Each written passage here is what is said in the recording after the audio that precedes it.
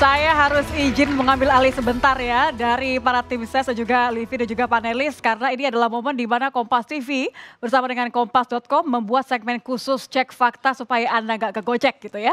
Di mana kami akan mengkurasi data yang disampaikan oleh calon presiden di debat tadi, ada begitu banyak pernyataan, kami cocokkan dengan fakta-fakta yang ada. Nah, tentu pertanyaannya apa saja kemudian data dan fakta yang disampaikan oleh Capres tadi seperti apa, kita akan bahas cek fakta bersama dengan Bayu Gali, editor cek fakta Kompas.com. Mas Bayu, ini debat pamungkas, tadi kita lihat di war room-nya cek fakta Kompas.com, kita lihat begitu banyak yang harus kemudian dikonfirmasi ulang.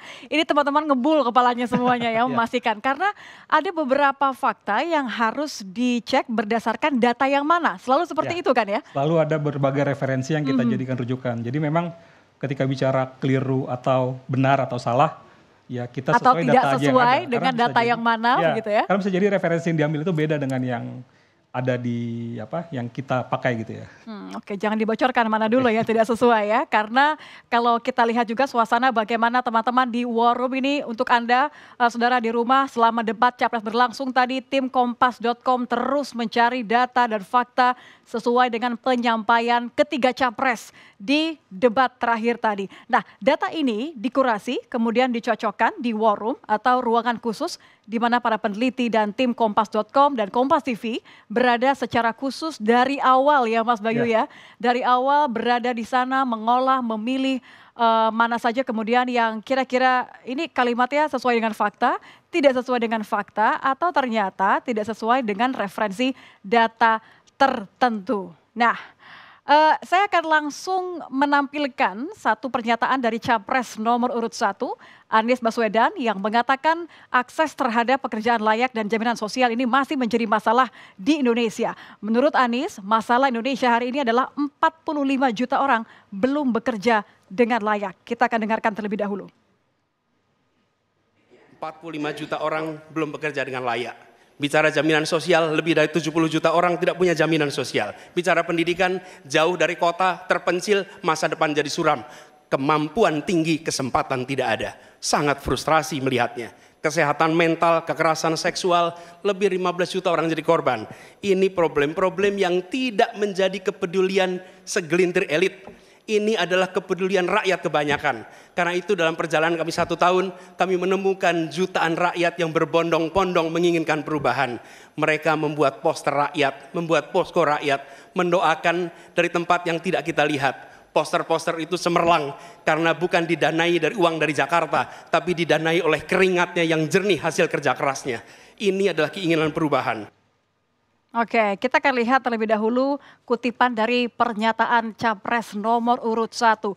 Apa masalah hari ini? Tanda tanya, 45 juta orang belum bekerja dengan layak. Bicara jaminan sosial, lebih dari 70 juta orang tidak punya jaminan sosial. Jadi saya konfirmasi terlebih dahulu ya Mas Bayu ya. Ada 2 hal yang akan dicek oleh tim cek fakta. Yang pertama adalah 45 juta orang belum bekerja dengan layak dan 70 juta orang yang tidak punya jaminan sosial. Kalau kita bicara soal kelayakan ya, bekerja dengan kelayakan, ini kan definisinya apa begitu ya? Apakah berdasarkan Bank Dunia atau berdasarkan UMP misalnya? Memang kita melihat dari setidaknya 2 data yang diambil ya. Pertama dari data Bank Dunia mengenai kelayakan. Jadi definisi kelayakan itu adalah pekerja yang memiliki perlindungan dan kepastian kerja dan juga banyak kepastian bekerja ya. Juga ya. Dari data Bank Dunia itu datanya lebih dari 40 juta, ternyata 68,5 juta. Kalau kita bicara definisinya Bank Dunia. Tapi ada juga kan ketika kita bicara UMP tadi. UMP misalnya upah minimum provinsi, itu juga kan bisa dijadikan referensi untuk layak atau tidak layak ya. Karena semestinya kan UMP itu jadi patokan kelayakan. Betul. Kelayakan suatu itu kan minimum ya. Tapi kalau kita lihat datanya dari UMP juga ternyata tidak sesuai dengan 45 jutanya. Ya, ternyata di UMP itu ada sekitar 24,84 juta yang tidak layak. Jadi kalau kita bicara definisi Bank Dunia, pernyataan disampaikan Pak Anies itu masih jauh di bawah. Tapi kalau kita bicara UMP, terlalu tinggi gitu ya. Oke, jadi untuk yang ini tidak sesuai ya? Tidak sesuai. Dengan 2 kategori. Kalau kita bicara mengenai 70 jutanya tadi, ini ada proyeksi Kemendagri juga. Karena kan kalau kita bicara soal jaminan sosial itu kan kesehatan, BPJS Kesehatan atau juga ketenagakerjaan. Kalau kita lihat dari kesehatan terlebih dahulu deh. Ya, jadi ini definisinya dari data BPJS Kesehatan. BPJS Kesehatan menyebutkan bahwa sudah 95% warga yang memenuhi persyaratan tentu aja ya, memiliki BPJS Kesehatan. Kalau kita proyeksikan ke data Kemendagri dari total populasi, ya kira-kira sekitar 13,4 juta yang tidak punya BPJS Kesehatan ya. Kalau kita bicara jaminan sosialnya berupa BPJS Kesehatan. Tapi kan BPJS kan ada dua sebenarnya. Ya, selain kesehatan dan ketenagakerjaan. Jangan-jangan yang dimaksud adalah yang? Ya, memang ketika Pak Anies bilang 70 juta tidak memenuhi tidak punya layanan jaminan sosial. Yang dimaksud jangan-jangan memang BPJS Kesehatan. Karena kalau dari kepesertaan BPJS Kesehatan tercatat bahwa memang ada sekitar 78,7 juta orang yang masih belum punya BPJS Kesehatan. Oke, jadi jangan-jangan jaminan sosial yang dimaksud Pak Anies itu adalah berdasarkan dari BPJS Ketenagakerjaan yang 78,77 juta orang. Ya, jadi kalau kita lihat jaminan sosial BPJS Kesehatan, 95% punya, tapi kalau BPJS Ketenagakerjaan ternyata masih banyak pekerja yang belum terdaftar sebagai peserta BPJS Ketenagakerjaan. Oke, kalau begitu. Tadi adalah cek fakta dari pernyataan Capres nomor urut 1 Anies Baswedan. Kita akan menuju ke nomor 2 Prabowo Subianto. Calon Presiden nomor urut 2 Prabowo Subianto mengatakan bahwa Indonesia saat ini kekurangan dokter sekitar 140.000 orang. Untuk mengatasinya, Prabowo menyebut akan menambah fakultas kedokteran di Indonesia dari 92 menjadi 300. Akan segera mempercepat mengatasi kekurangan dokter di Indonesia.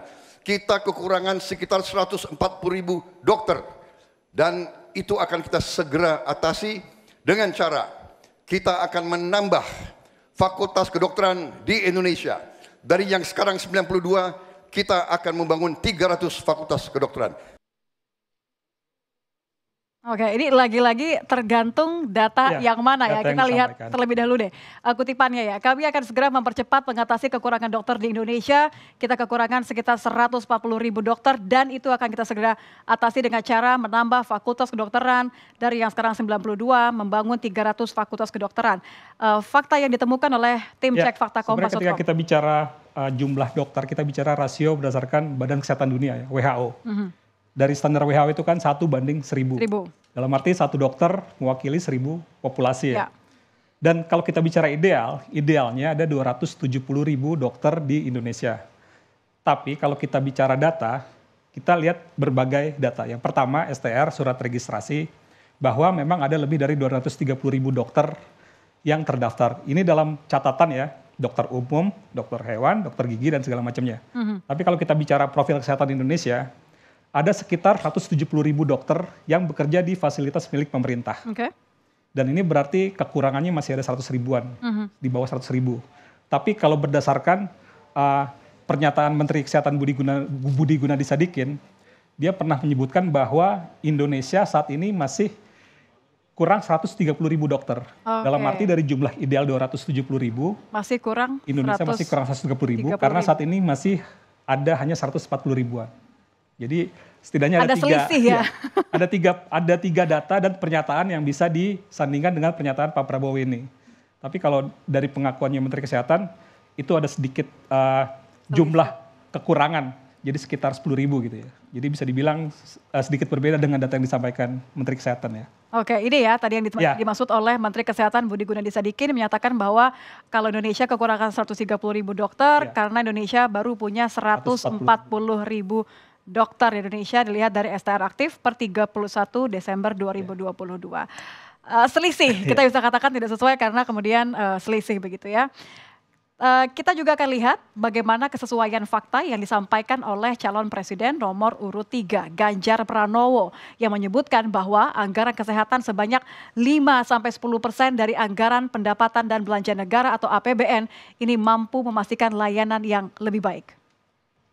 Hanya memang ketika undang-undang sebelumnya mengatur bahwa ada persentase dari anggaran untuk kesehatan mesti diberikan, terpotong kemarin. Rasanya ini mesti dikembalikan. Angka 5-10% menjadi angka yang bisa memastikan dalam politik kesehatan kita layanan itu akan jauh bisa lebih baik. Langsung saja kita akan lihat begitu ya, ini kutipannya. Hanya memang ketika undang-undang sebelumnya mengatur bahwa ada persentase dari anggaran kesehatan mesti diberikan, terpotong kemarin rasanya ini mesti dikembalikan. Angka 5-10% menjadi angka yang bisa memastikan layanan itu bisa jauh lebih baik. Karena memang sudah ada perubahan undang-undang ya. Ternyata fakta yang ditemukan oleh tim cek fakta Kompas.com. Ternyata menariknya adalah memang pernyataan Pak Ganjar benar ketika dia bilang ada pemotongan anggaran. Memang di undang-undang sebelumnya, di Undang-Undang Nomor 9 tahun 2009 gitu ya, itu kan ada ketentuan yang namanya 5% di APBN untuk kesehatan. Dan 10% di APBD untuk kesehatan. Nyatanya anggaran itu, alokasi anggaran itu dipotong di undang-undang yang baru, di Undang-Undang Nomor 17 tahun 2023. Jadi sebelumnya ada semacam pembatasan. Tidak ada besaran minimal begitu ya? Ya, sekarang kan tidak ada lagi tuh 5% atau 10% di APBD. Tapi kita lihat juga datanya bahwa ternyata ketika di Indonesia masih menerapkan 10% di APBD, banyak juga pemerintah daerah yang tidak memberikan anggaran kesehatan masih di bawah 10%. Padahal udah ada undang-undangnya, tapi ternyata banyak yang tidak memenuhi ini. Jadi kalau kita bicara maksimal juga artinya tidak bisa dipastikan. Tapi kita juga bicara ketika anggaran katakanlah ditetapkan 50%. Masalahnya di realisasi anggaran. Dari tahun ketika undang-undang ini berlaku ya, undang-undang 2009 ini berlaku, masih banyak realisasi anggarannya di bawah 5%. Dan ini baru mulai membaik katakanlah di 2022, 2021, 2023 ini ya. Baik. Jadi ada beberapa data yang kemudian ditemukan tidak sesuai ataupun juga tergantung referensi data yang mana. Ini penting karena untuk melihat benar atau tidaknya apa yang dimaksud dan konteksnya. Terima kasih karena teman-teman cek fakta Kompas.com sudah melakukan referensi cek fakta ini agar penonton tahu mana yang bisa kemudian diyakini sebagai fakta, mana yang harus dicek kembali. Terima kasih Mas Bayu karena sudah bergabung bersama kami di segmen cek fakta dari Kompas.com. Livian akan kembali untuk meng-cross-check hal yang tadi kami berdua perbincangkan mengenai pernyataan-pernyataan dari para capres nomor 1, 2, dan 3. Usai jeda kami akan kembali.